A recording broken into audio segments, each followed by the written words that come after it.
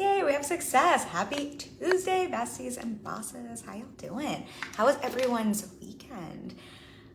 What's going on in my world? I am doing so well. We bought our first, this is something I'm gonna have to do another live stream on after I've had time to digest and get what my lessons are from this, but we bought our first, I think we've been talking about art in the last couple live streams and some of the podcast episodes. We invested in our first piece of fine art this weekend, which was very much a stretch. I'm also very, very excited. And if you heard my last live stream, we were talking at the beginning a little bit about how much I love art and how much it moves me. So that feels very exciting, but also y'all know what it's like when you invest in different things and at different levels. And this was definitely a very good stretch for me, but it was a stretch. And I feel like I was actually having a conversation with a client this morning about investing in yourself and investing in different ways, and how so often when we invest, it's that moment of investment.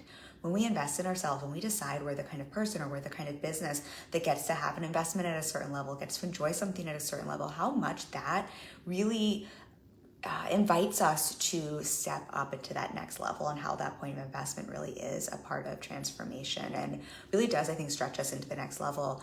Our relationship with money, our relationship in business, the relationship we have with ourselves and how we treat ourselves. So that is something that I definitely had some stretchiness around. We talk so much about stressy versus stressy here. This was stretchy, not stressy. So definitely had some stretchiness around, and also really am enjoying sitting in kind of that aftermath. It's not here yet. It's coming from Los Angeles, so it'll take a little bit, but very, very excited about that. And then after our live stream, I'm wrapping up work and I'm going to my second hip hop class. I think I shared that last week. So I made it through the first one.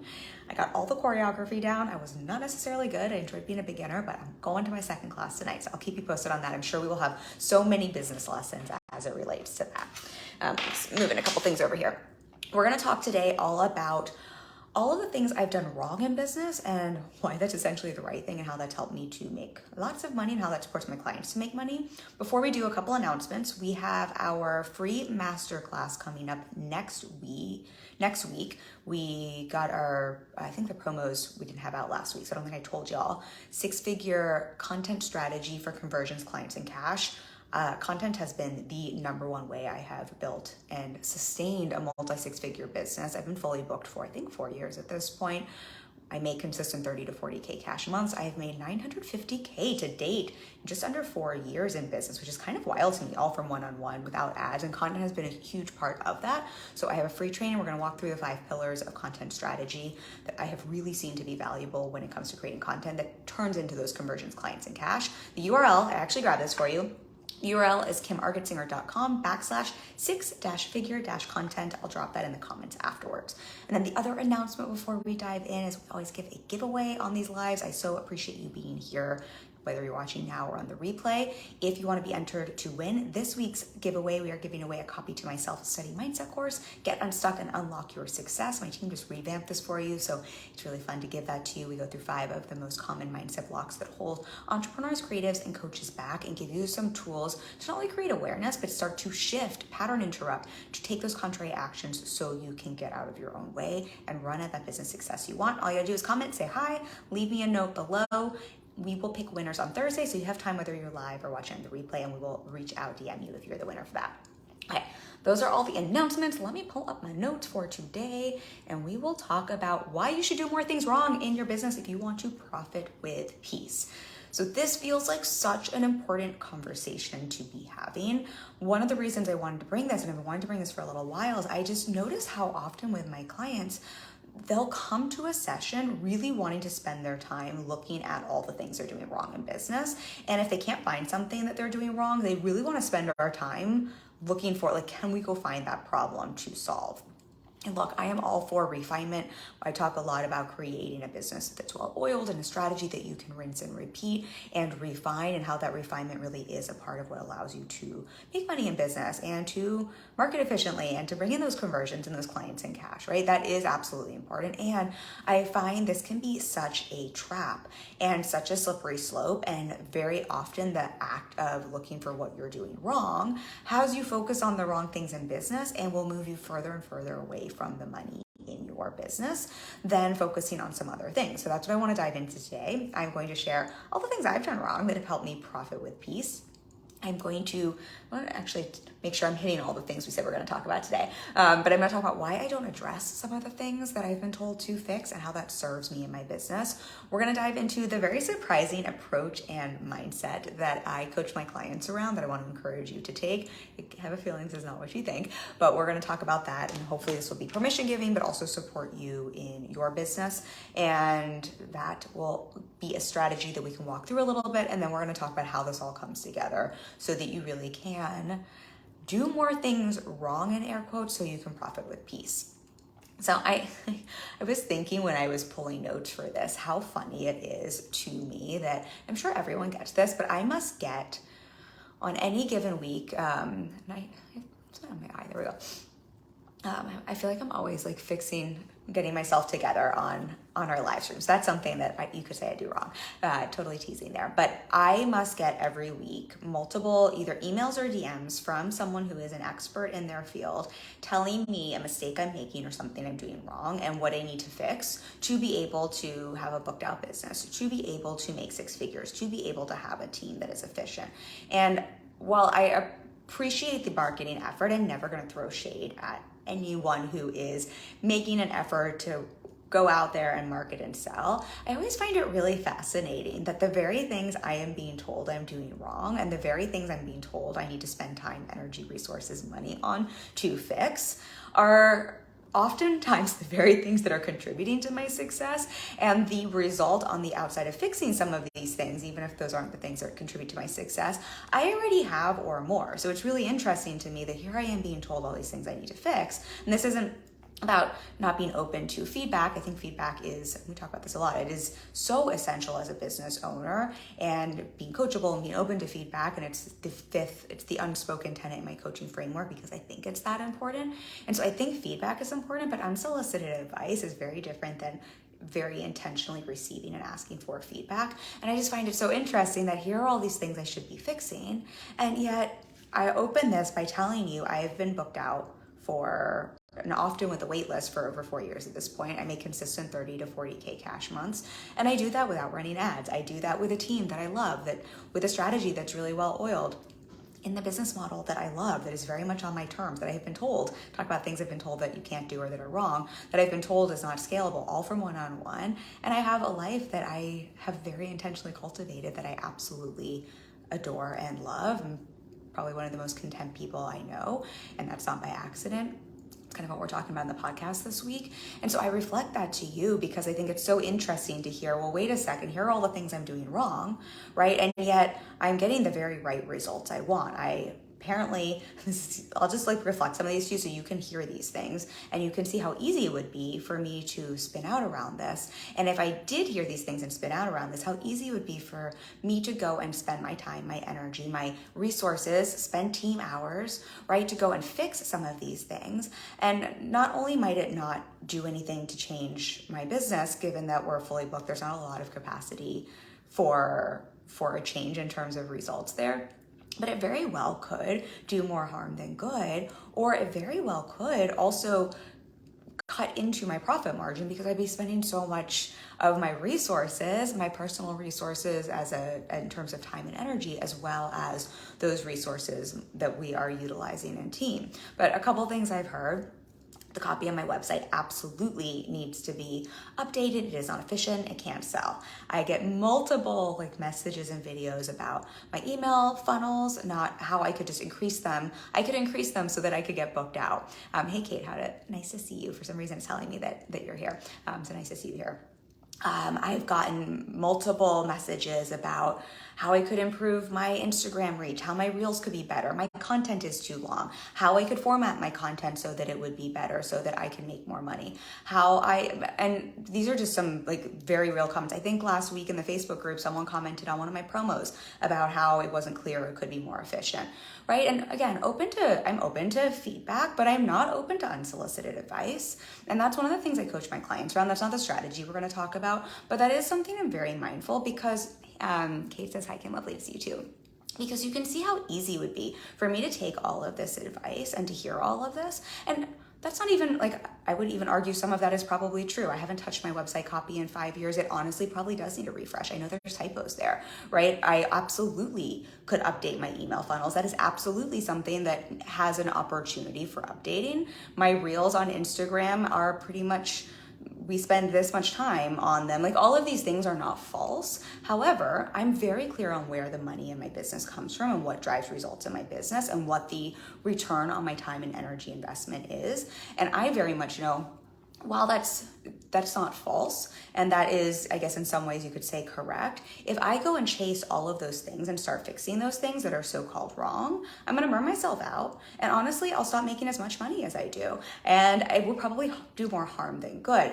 And so I reflect this to you because I think in our space, what I see and what I see with clients is one of the biggest things that sabotages income is not being aware of the thing you need to fix. It's not that, like, it's not the person who gets everything right, that it has everything perfect, that's making all the money. I would say one of the biggest hurdles and one of the biggest things that screws people over is in fact having too much advice, right? And not knowing what to listen to and not knowing who to listen to and trying to get everything right and looking for the things to fix and thinking because someone has pointed out something they're doing wrong, that means therefore that is something to spend time and energy on. Marie says, hey Bestie, live, nice to have you on. And what I want you to start to notice here and what we're going to talk about is all of those things could be true, right? I am absolutely doing things wrong in my business, so to say. I'm doing all sorts of things wrong, but I'm doing those things wrong very intentionally. And I'm very intentionally not fixing them because I know where the money in my business comes from. And I know the money in my business, the results in my business, and the impact that is very important to me. That's personally one of my values in the service I deliver. It does not come from doing things right, and it definitely doesn't come from fixing some of the things that have been pointed out to me. I think Reels are great. I have a couple clients who are crushing it with Reels on Instagram, and that's really serving their business model. I know in my business, Reels are not where the money in my business comes from, right? I play the game on Instagram so I can get some more reach, but I'm just so aware that that's not where the money in my business comes from. And if I went to go spend a whole bunch of time and energy learning how to do Reels, learning how to fix them, and learning how to fix that thing I'm doing wrong in my business, what that would actually mean is I would be taking away time that is incredible. I know what the time in my business is valued at, and I know what I pay teams so that I can have my time back. That would be like lighting money on fire in my business if I went and did that. And hopefully this is tracking for everyone. And so not only would it not make me more money in my business, it would probably cost me and cut into my profit margin. And so what I want to reflect here before we dive into the strategy I want to talk with you about is really starting to see how getting everything right in business is not the goal, and that is the very thing that can cost you sales, that can cost you income, that can cost you impact, that can definitely cost you joy, right? It's essentially perfectionism, and we think when we're being perfect, that is how we're going to make money. When we can perfect everything, when we can find all the problems, when we can find out all the things we're doing wrong. And I think unintentionally, some of us who are perfectionists or recovering perfectionists and high achievers, and I think unfortunately in our online space, because I think our online space does perpetuate this noise a little bit, I think sometimes we can go seeking for validation from others that we are doing something wrong, because I think it's actually very soothing in a weird, fucked up way to the nervous system to feel like you found the thing you're doing wrong and that you can then go and fix, right? It almost feels like, aha, I found the mistake. Someone pointed that out.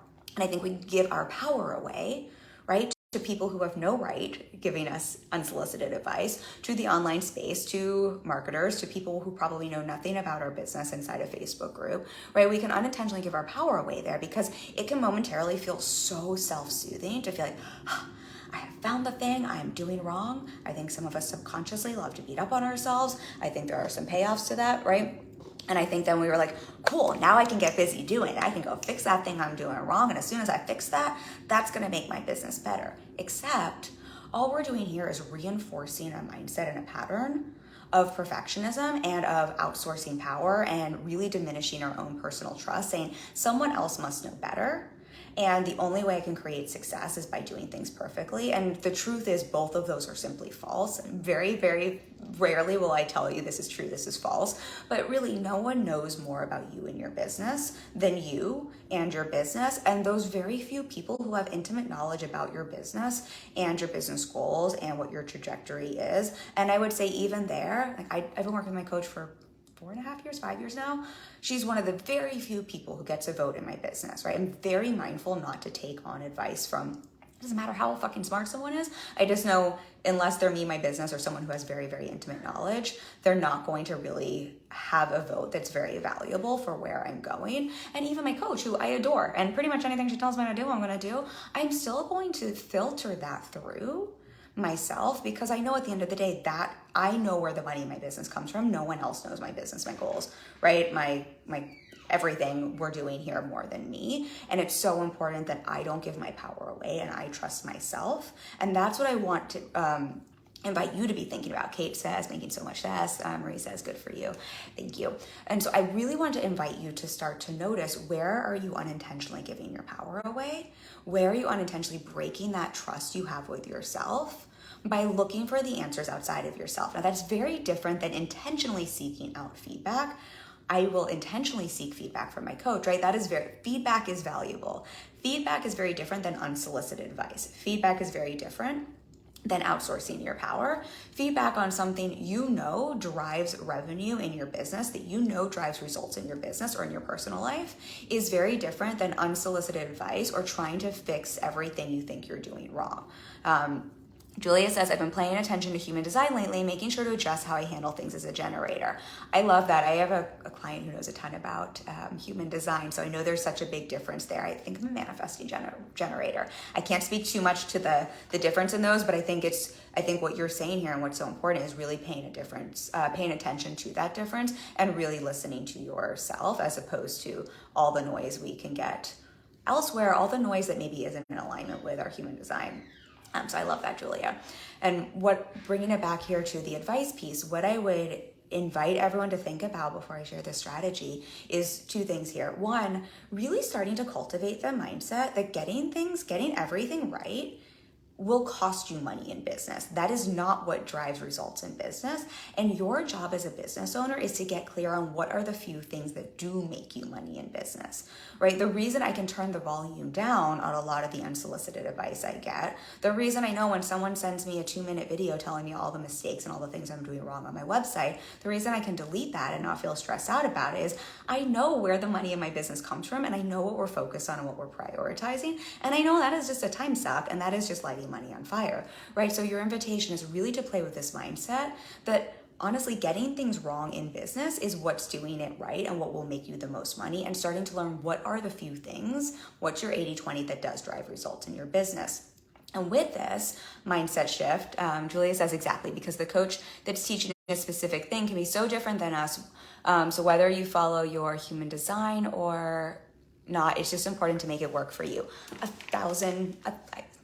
Praise hands to that, 1,010% to that. And I think that's the other kind of nuance here that we forget. Everyone also is so different. So even if we're taking advice or feedback that makes absolute sense and really works for someone else, we always have to filter it through our own lens and through our own business. But even within that, I would be so mindful of even what you're asking for advice or receiving advice around, and really invite everyone here, if you take nothing else from this live stream, to start to play with this idea that the more things you're willing to do wrong and allow to be wrong in your business, the more money you will make, and the more you'll profit with peace. I said profit with peace very intentionally because this also feels a hell of a lot better. I'm gonna actually share one example here, and then I'll share the strategy that goes around with this, because I think the strategy will also help a little bit with the understanding the mindset component and why getting things wrong will actually make you more money in business, not less. I don't know if anyone knows Brooke Castillo's work, but she talks about how A+ or A- work or A+ work will make you broke, and B+ work will make you a millionaire. And that's a lot of what we're talking about here, because the other thing I know to be true is the more you're trying to get everything right, and the more you fix everything that's wrong, the more you fix everything that's broken in your business, the more you're chasing all those rabbit holes, the less you're showing up, the less you're creating, the less you're producing. And the truth is, you don't need to get everything right to make money. By the time you've gotten everything right, that means you've wasted too much fucking time and you've cost yourself time and energy and money, right? The way to making more money is allowing things to not be all perfectly right and to run at things in your business and to really see how that can allow you to make money. I'm trying to decide here which way I want to go because I have like 800 things I want to share. I'm going to share one client example. So I have a client who was really focused on getting things right in her business, and she'd gotten a lot of feedback, and so she was overthinking everything with her content, and like her content, like it needed to be right. And we really worked on unwinding this and really playing with letting things be wrong and taking the pressure off and essentially running and putting out stuff that was not perfectly set up and really putting a time limit on this. She jumped from struggling to book clients to 10K months and having repeatable 10K months so quickly. And one of the biggest shifts for her was seeing that having everything right isn't what makes money in business. It slows you down, and it kept her from doing the very things that do create money in her business. Chelsea says, so funny. I just did a live in my group regarding how I leverage human design to help my clients create massive results and transformations in their business. So important to experiment with anything to make it work for you. I think you're replying to the other comment. My phone here doesn't show me who this is replying to me. So yes, co-signing that, and I love that you're both chatting about this. You know so much about human design, Chelsea. So I think that's just such a great example there, where if we look at doing things right versus wrong in business, it would have been so easy for this client and me to really dig into like how to get her content right, how to get her content strategy like locked in. Look, I'm teaching a content strategy masterclass next week. I think content strategy, it is what has built my business. It is what has made me all the money I have made. Like it boils back to, I mean, there's lots of other things, but content is a huge part of that. I think content is very valuable. And what I will tell you is getting my content perfectly right and focus on getting it right and listening to all the advice I've received about how I could make my content better. Right? I must get a comment once a week about how my content is too long. I write posts that are too long. If I could just write them this way, if they weren't crunched together so much, if I used more emojis, if I didn't go live for so long, if my videos were shorter, if I did more reels, if I use these kind of pictures, if I had more pictures, right? I legitimately get this advice from well-meaning people. Again, not throwing shade to anyone who's marketing. God bless you. Like, keep marketing, keep selling. And just imagine if I actually listened to all of that and made my content right and better, we wouldn't be talking right now. I guarantee I wouldn't have made almost $1 million in 4 years. Like, that just wouldn't have been a thing, right? It's because I allowed myself to do my content wrong, so to say, and to know within that it's so damn right and good because I know what makes money in my business, and I know all of that other stuff just, like, it's just not the thing that makes money in my business, and it's also not the thing to get wrapped around, which is very different than taking feedback, again, from someone who has intimate knowledge of your business and your goals. And if I talked to my coach about this and we had a specific thing we were looking at, that would be so, so different. So I want to keep separating those out because it's the advice and getting focused on making things right as opposed to allowing things to be wrong and seeing how you can have things be wrong that are actually right for you, that will make you more money, and knowing when to ask for feedback from a few trusted people versus listening to all the advice and unsolicited advice and mining Facebook groups for advice. I love Facebook groups, but my guess is there are 16,000 people in here and you put a post out asking for advice tomorrow. Most of those people probably have no business giving you advice in your business, right? So I think just starting to be able to discern that difference makes all the difference. My husband just left, but we just finished putting an audition on tape for him. He's an actor. I'm an ex-actress, for those of you who don't know. I spent 10 years doing the acting thing. And one of the things we were talking about in conjunction with this conversation, because he knew what I was going live about, is how as actors, it is just wild how much people want to give you advice and tell you all the things you should do to make it as an actor. And that's because as humans, we love to give advice, right? We just want to help one another out, even if you're not in business trying to sell something, right? I think that's just such a human thing.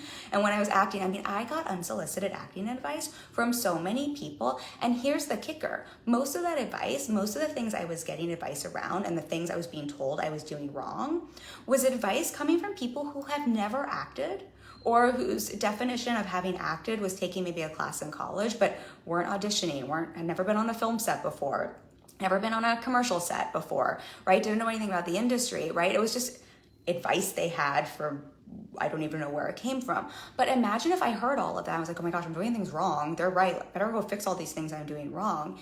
You can imagine how much that could possibly pull you back, as opposed to seeing, that's fine, like well-meaning, thank you, God bless you, aunt, God bless you, uncle, God bless you, all the people. I used to work at wait tables, and everyone who's at my table like wanted to give me advice. God, like, bless all the people who want to give us unsolicited advice, but my job was not to listen to that and to think, oh my gosh, now I'm doing all of this stuff wrong. Let me go spend all of my time and energy fixing that stuff. Instead, my job was to see the best thing I can do is not fix all this shit people are telling me that I'm doing wrong, and to be really mindful of what are the few things that actually move my acting career forward. Chelsea says, yes, you've helped me so much with this too as a recovering perfectionist. One recovering perfectionist to another, I hear you. Nala says hi. Kate says, I get this completely. I had to curate what and who I listened to. Otherwise, I felt like I was doing it all wrong and wanted to throw in the towel. So good, Kim. Thank you for saying so, Kate. And I think for everyone here, also normalizing this, right? You're hearing from everyone who's leaving comments that it's not like if you're thinking this way and if you've ever felt like, oh my gosh, I'm doing things wrong in my business and I need to go fix those things. I think just seeing that is a pretty normal thing in our online space. That's marketing, right? Like, marketing is just designed to tell you what you're doing wrong. And I think in our space, it's kind of taken an extra layer because a lot of what is taught and some people do in their sales process is then to reach out to you directly to tell you and to highlight the things you're doing wrong. And it's kind of what I was sharing at the beginning of the live stream. And those things might not even be incorrect. Some of the things people have pointed out to me that I'm doing wrong are absolutely valid, right? Those are absolutely things I could fix in my business.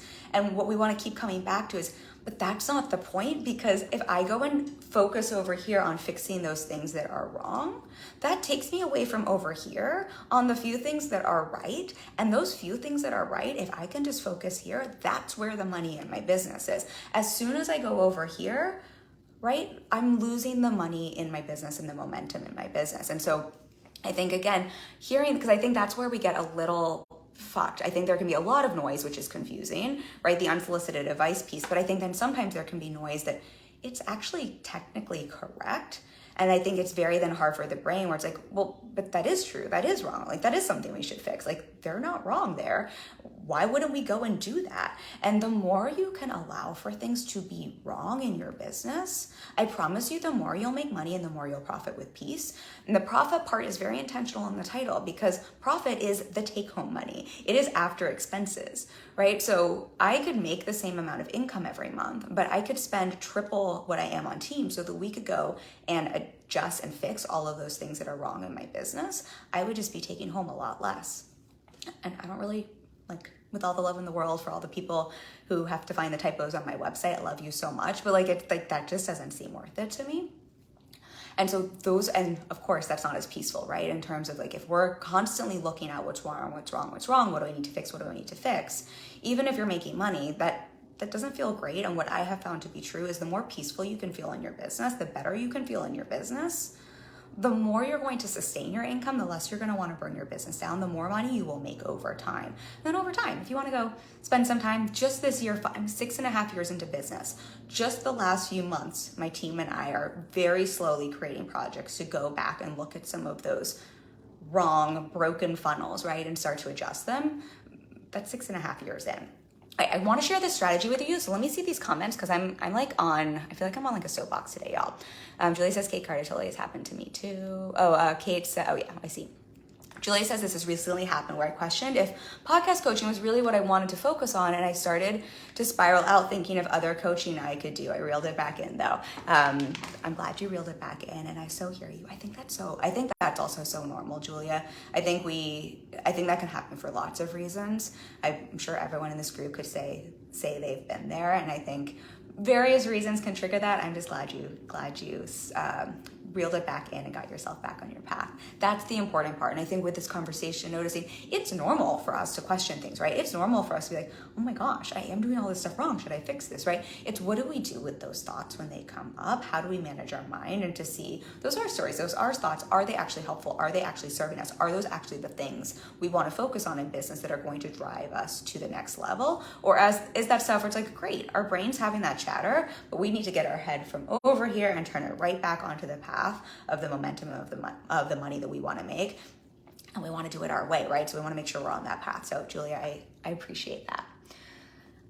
So I want to share this strategy with you that I give to my clients. I've given them a couple, the strategy and the mindset behind it. This is going to sound so fucking ridiculous, y'all, but this is genuinely, I can go into Basecamp and see a couple clients that I have given this as a strategy to, and I have seen how when they have implemented this, how their business has blown up. I have a couple clients off the top of my head. I have one who's making consistent 10K months now. She's just at her third or fourth consistent 10K month, and this was really the strategy we implemented and the mindset we implemented. I have another client who went from struggling to book clients and even get visible, and we implemented the strategy and she's blowing up now. And this is quite honestly the strategy I use in my business. And I'm saying it's gonna sound ridiculous. Well, you'll hear why it sounds ridiculous, but I'm gonna break this down. So the strategy itself is creating and focusing on placeholder content and placeholders in your business. And the mindset is aiming for meh. I'm going to explain both of these. What I mean by placeholder content and placeholder material assets in your business is, and this is what I have clients do, what I find is when we're recovering perfectionists, right? When we're so focused on fixing all the things that are wrong in our business and getting things right and doing all the things, we can get so locked into overthinking, overworking, and really slow down the amount of output and productivity and the very actions that drive you forward in business. Now, this is not a conversation about putting out crap. This is not a conversation about not caring about quality or your work. This is not a conversation about burning out. But what I know to be true is the quality of your work and the money in your business is often found through quantity, not quality, right? The more output, the more we take action, the more that creates quality. And what most of us think is the more we focus on quality and perfection and getting all the things right and fixing everything that's wrong, the more quality we will have and the more results we will have. The truth is the more you focus on quality itself, we'll say quality and not perfection, right? The more you focus on fixing things that are wrong, the less quality you actually have, because you don't have the opportunity to learn through failure, to put yourself out there, to be in momentum, and to have enough repetition of something to get better at it, but also to have those moments. I've talked about this before in another live stream, but those moments, those like magic moments that can only happen when you're doing stuff a lot. I use acting as an example a lot, but I think about those like really juicy like scenes you see where they're just like so in it, and it's just like, oh, they're so great at what they're doing, and they have these like little improv things that come out where it's like, you know, that wasn't on the script. That usually happens because someone is just showing up and doing things over and over again. It's very hard to sit at home and perfect improv and to perfect your lines. The way you get into a place where you can just like throw things away and be an improv is to just do it enough. And that's like when the magic moments come out, and also do it enough where you can throw it away. And what I find in business for all of us is the more we can, and this is not about burning out or not giving a fuck about quality or caring about the work you put out there, but most of us get so wrapped around having something be perfect, right? Finding the things that are wrong and perfecting them. Like I could go fix my email funnel now, and that would spend a lot of time and energy. But if I just kept spinning around the same thing over and over again, I'm not actually creating enough new to learn and grow through it, or to allow for those moments of inspiration and magic to happen. Hopefully this is tracking. The other thing I find is if we can take the pressure off in business and say, your only job is to create some placeholder content, to create a placeholder offer, to create a placeholder sales page, to create a placeholder opt-in, to create a placeholder training, right? Placeholder feels very low pressure. Placeholder tells us you can always go back and fix it if you want to. You can always go back and do better. Just get the placeholder out there. It's what a placeholder is, right? Let it hold that place until you can come back and adjust it. It takes the pressure off so you can actually get shit done that you need in your business to drive those results. Because yes, I talk a lot about clarity and mindset, but the truth is we also have to take action to create results in business, right? Action precedes result, action precedes income, action precedes impact. And so if we can set a placeholder, it takes the pressure off so you can put things out there. And here's the thing that is wild. You will start to see that most of your placeholders are more than good enough, and that you can build a multi-million-dollar business on placeholders. I have clients who make far more than me because of my business model, who are making $500K a year, $800K a year, $1 million plus. Many of them have plenty of placeholders in their business, and placeholders are what brought them to six figures, multi-six figures, $1 million. And then we start to see, well, but the placeholder actually is working just fucking fine. And here's the really fascinating thing. I have a past client I adore as a multi-million-dollar business. There was a point, this is something we talked about, she had a lot of placeholders, right, that brought her to I think she was at about 2 million, right? That brought her to that point in business. And then she's like, well, now it's time to fix those placeholders and upgrade them. And so she spent a lot of resources on, she has a lot of video content on getting these like professionally done and curated and like really spiffed up. And here's what's wild, y'all. Her audience didn't like it as much, right? They wanted the placeholder. They wanted the more raw footage. They wanted the stuff that wasn't as like perfectly done. And so she ended up going back to the placeholder like way of thinking and executing and doing things. I have another client who, same thing, wanted to put out a podcast, and the rest of her business had been very successful, very profitable, had been built on kind of this idea of placeholder content. But the podcast, for some reason, like got all this pressure and was like, this was gonna be the thing. Like she was now at a place where like she didn't have to do placeholder stuff anymore. And I'm saying this very sillily because it's just so wild what our brains do. And it's like, got it, like this was not gonna be a placeholder. This was not gonna have anything wrong with it. Well, not only does she hate the podcast and no longer podcast, but it took so much time and energy and resources and team spend to get a few episodes out that there also wasn't a return on them. Frankly, she's brilliant, but I think her placeholder content, because it's not scripted, because she's not trying as hard, because she's not trying to like force it so much, is honestly far better. But more importantly, it's not sustainable. She stopped podcasting. So I'm using these as some examples here where you can see, we hear placeholder and we think that means it's not good enough. We hear, you should stop focusing on what you're doing wrong and that's how you're gonna profit with peace. And you're like, yeah, Kim, that sounds really nice, but actually that's good for someone else. But like the thing I'm gonna be the one person that like, I'm gonna focus on is like getting things right in a placeholder. Like I can just do better than that. And what I really wanna invite you to see is trying to do better than placeholder is often the very thing that screws you in business and costs you money, costs you time, costs you energy, and actually costs you the money you make back. Julia says, love this. Good. I'm so glad this is resonating. And there are some great people in our space. I think this is fair to say. I don't know if anyone knows Denise Duffield Thomas. She's the lucky bitch. I think she's excellent. I think she's pretty transparent about this. In fact, I might have even gotten the term placeholder for her. I really like to give credit where credit is due. I might have gotten that term for her. She's very transparent with how she built her multi-six-figure business with essentially things that were placeholders. I think I did get that term from her. And now this round of some of her launch stuff, I've seen it on Instagram. It's very much more produced. I think she's excellent. I really respect her work. Honestly, I think I like her stuff that's less produced more. I don't think that would keep me from buying, and that's fine. She probably loves to do that and she has the resources to, but I don't know that that's actually what's driving the sales in her business.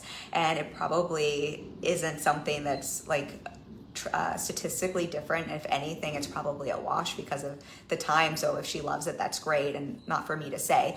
I don't want to now be the person who's giving unsolicited advice, but I think it's helpful for us to see she built a multi-six-figure business without doing that, right? With something she will very transparently say is placeholder content. I built a multi-six-figure business, right? We made just under 400K last year. From most of the stuff in my business is a placeholder. And then the stuff that's important, we refine that as we go. Let's see. Laura says, oh, I'm loving this. All about the placeholders, and this is so permission giving to keep going with them. I'm so glad this is permission giving and is helpful. Also, I love you and nice to see you.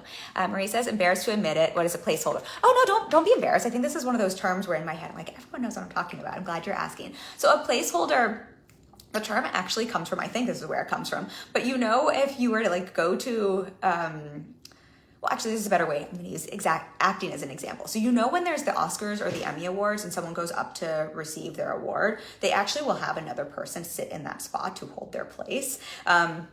It's just a person so that when you look out in the audience, the audience is full. It's just something that like basically holds the space until the original person was supposed to sit there, or until the, in air quotes, like not the people are better, but like the thing that is upgraded is going to be in place, right? If you're getting engaged or married, if you're getting your ring fixed, you might have a placeholder ring that's in place of whatever, like whatever's coming after it gets like, what's it called, adjusted or fixed. So a placeholder is usually something that is in place of, it's holding a space for something else, usually that is considered kind of an upgrade or better or more fixed. And so what I think can be really helpful is if we really aim for in our business to create something that's a placeholder, and once it's good enough to be a placeholder, right, to hold the space of Brad Pitt at the Oscars, you don't need to be Brad Pitt. You don't even need to have ever acted. You just need to be a human that can sit in that chair, right? The stakes are a little lower. And so in business, if we can look at what is good enough to be a placeholder, and can you really aim for a placeholder in your business with your content, with your marketing, put that out.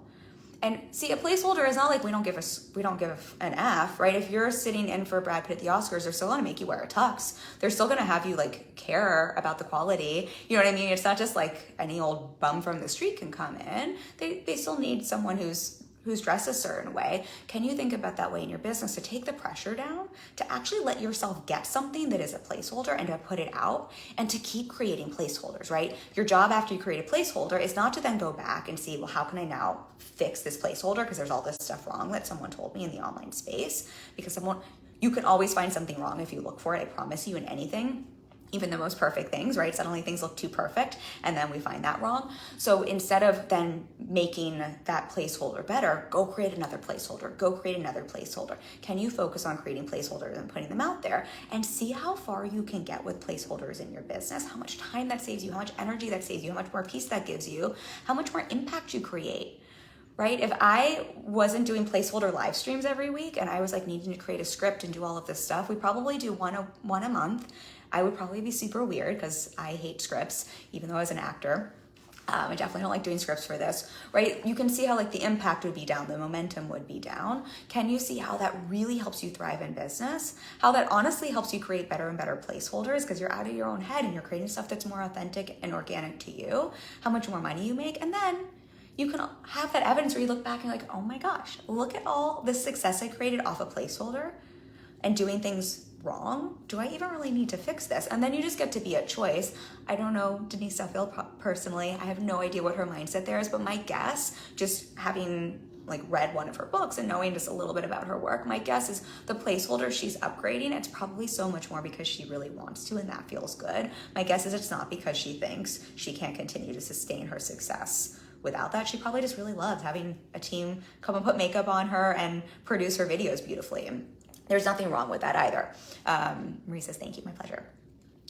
So with a placeholder strategy, the mindset I sometimes encourage my clients to take is to aim for meh. And this is gonna sound so messed up as a mindset coach, but I want to explain what I mean here. It's very much in context of what we're talking about.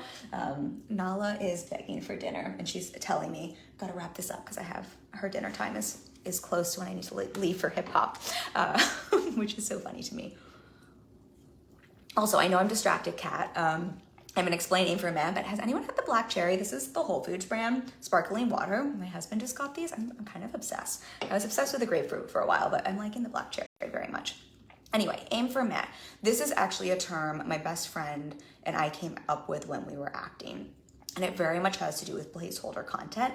And it is a mindset that when you understand what we're talking about, essentially means to take the pressure off and to give yourself a different aim and to see when you aim for something with the pressure off, when you aim for meh, in terms of you're not trying to be perfect, you're not trying to be the best, you're not trying to be amazing, you're not trying to put all this pressure on to have things that aren't placeholders, that are super perfect, to be like the best in the world, in the universe, at every single thing you do. When I was acting, there was a lot of pressure on auditions, right? There's one person who gets a role, and there's all these weird factors. And we learned very quickly, if we had to book that job and put all this pressure on, all we did was get in our own way, right? The more pressure, for most of us, the more pressure we put on something, the more important we make something, the more we give importance to something in our business or in acting, usually the less well we do. And so we found this in acting. And so what we started to do was to aim for meh, meaning show up, aim for something, but aim to just basically not suck. And this sounds so backwards from a mindset coach because, of course, I want people to raise their standard and to embrace that they're worthy and to embrace that they are enough and to embrace that they're fucking amazing. We talk so much about owning your work, and I'm all for that. And in the context here with placeholder work, in the context here of being okay with things being wrong in your business and seeing, yeah, but I was aiming for meh there. Like I was aiming for a placeholder.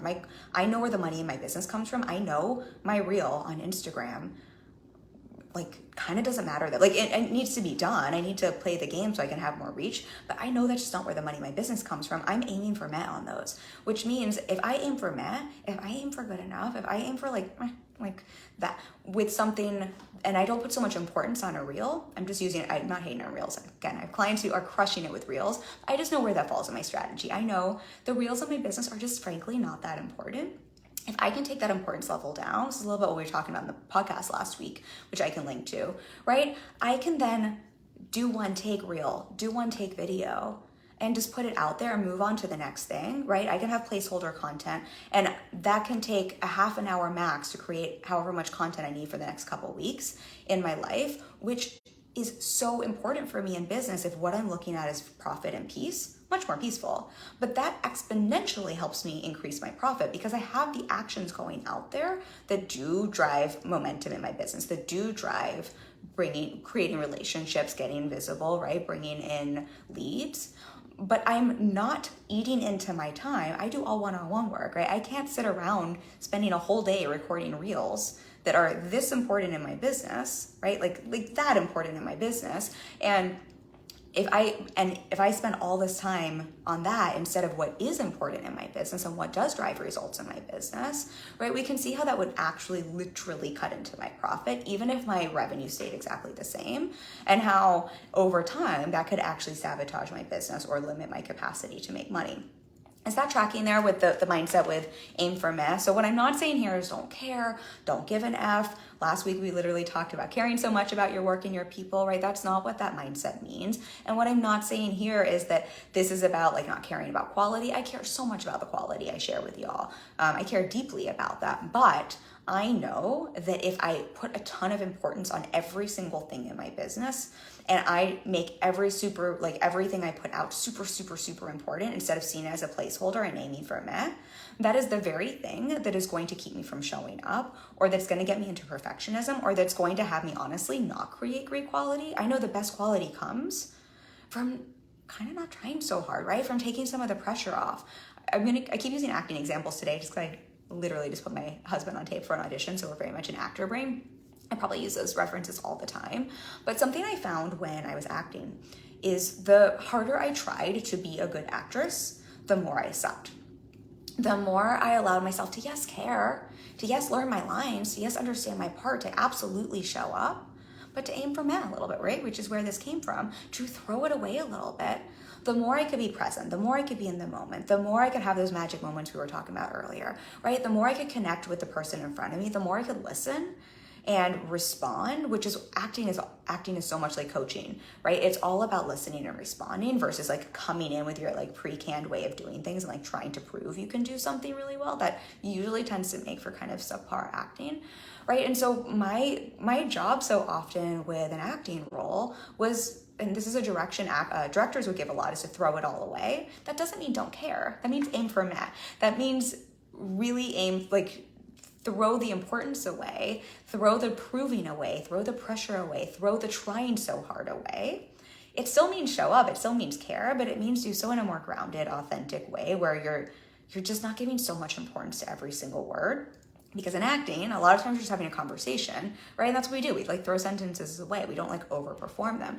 In business, it's the same thing. We just tend to put so much importance on every little single detail, right? And that is the very thing that then we're trying to prove. We're putting so much pressure on. We're trying so hard. And that's the very thing that can stall us out, so we're not putting things out there, but that can also create kind of like funky work, right? If I was super scripted and trying really, really, really hard on this live stream, and again, it's not that I don't care. I care deeply, like deeply, deeply about you and your results and my clients and their results, like so much. I had it reflected to me recently by my coach, probably more than most people. She knows I care so deeply, but I can care so deeply and also throw it away in terms of if I was trying so hard to prove that and to show you and to like help this like be the best thing.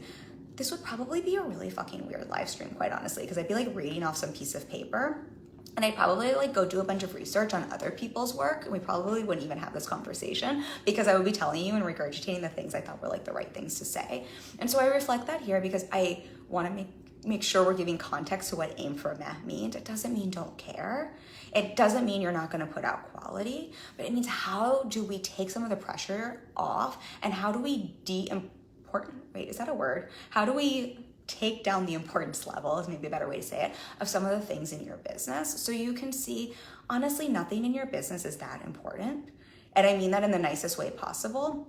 My team and I were just having this conversation. We had a couple things on the back end that got a little wonky last week. And I was telling Katrina, my OBM, we were just talking about this. I was like, yeah, but like, I mean, I care, but like, it's just not that important. And I also know that's not where the money in my business comes from. And now we know, and now we're going to adjust it. Now we're going to fix it, and like moving on. And if you can hold things a little more lightly, right, and aim for meh, you can just see how it turns all the pressure down. And the irony is then the more you're doing that and aiming for meh, the more you're putting out placeholder content, the more you're putting out placeholders, the more you can actually do great work, because you're moving all the crap out of the way that actually causes us to get in our own way, not put ourselves out there, and not even do great work. And so I think that's the irony of all of this, right? If I think back to my acting days, aiming for meh is the very thing that helped me book parts. It's the very thing that helped me have like some of the best experiences. I think I've shared this with y'all, but I filmed a movie in South Africa. We spent 7 weeks there. One of my favorite experiences. And I know one of the reasons I booked that job is I aimed for meh. You know what I mean? Like, I just took the importance level down on that, and I like absolutely showed up. I absolutely tried. I absolutely put in the effort, but I just took the importance level down for that. I just remember that audition process very well. So I really want to reflect that to you here. Aim for meh does not mean don't care. Aim for meh doesn't mean that we don't want something. It doesn't mean that we're not manifesting it from that place of like, of course it gets to be yours, and we're embodying that. It just means take the pressure down, take the importance level down, start to see how there's no one thing in your business that's honestly important enough to stress over.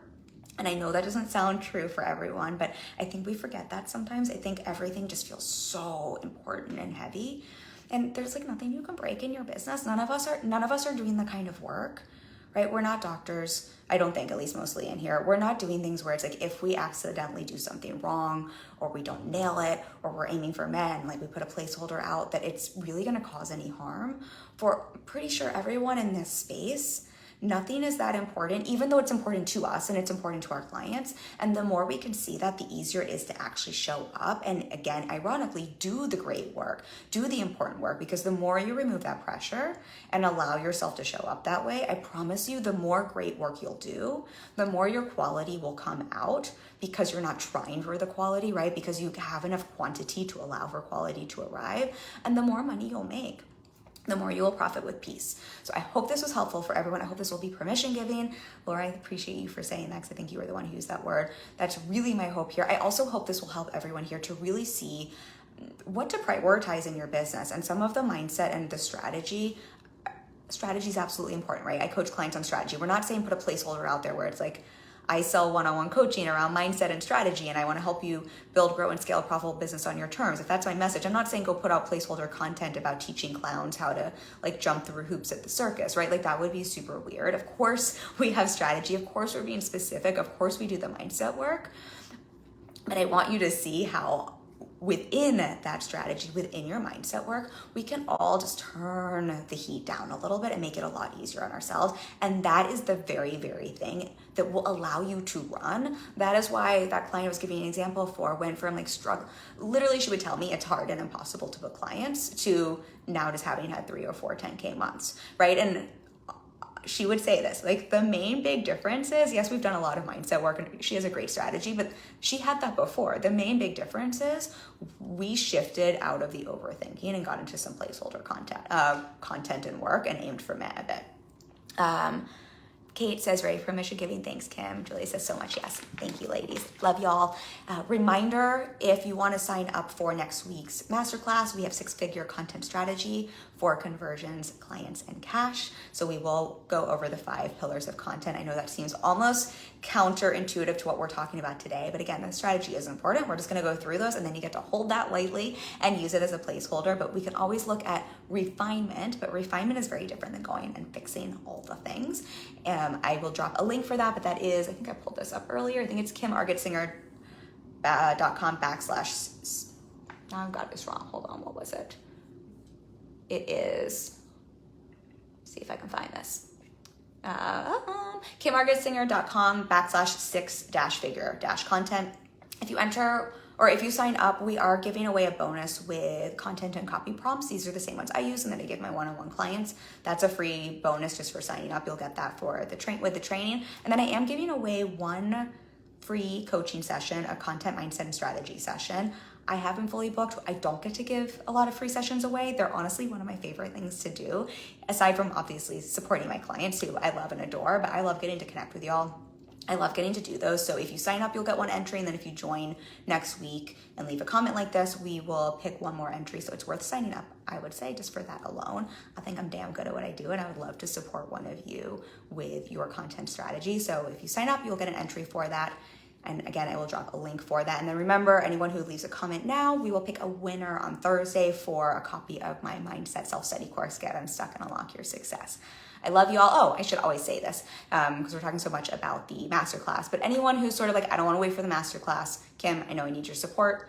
I could really use help getting out of my own way, aiming for meh, because that's the kind of mindset work you want to do, putting some placeholder content out there and really getting clear on the specific strategy that does work for me within that to build, grow, and scale a profitable business. And I really want to do it on my terms and like tune out the noise. That is what I support my clients with. I'm really good at what I do. I love my work. I love my clients. We have some upcoming spots that will become available. So I'll drop a discovery call link for that. Definitely book that in and we'll have a chance to talk and see if you're a fit for that. And he says goodnight. Oh, she says goodnight, Nala. Nala, you're getting some love. Say goodnight. Nala says goodnight. She loves y'all. I'm going to go feed her and I'm going to go to my hip hop class now. Bye, y'all. See you next week.